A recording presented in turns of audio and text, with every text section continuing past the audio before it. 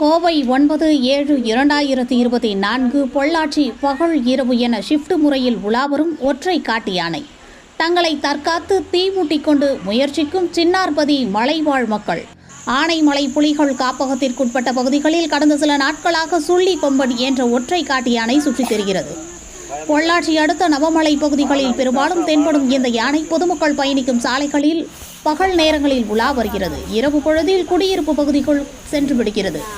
நவமலை மின்வாரிய குடியிருப்பில் நேற்று இரவு சுற்றித் திரிந்த ஒற்றை யானை நவமலை சாலையில் ஒய்யாரமாக உலா வந்தது.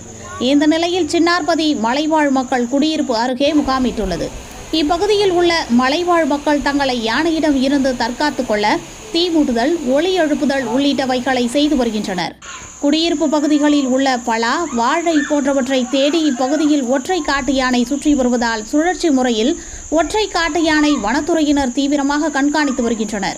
இதேபோல ஒற்றை காட்டு யானையும் பகல் நேரங்களில் சாலைகளிலும் இரவு நேரங்களில் குடியிருப்புகளிலும் ஷிப்ட் முறையில் சுற்றி வருகிறது என்பது குறிப்பிடத்தக்கது.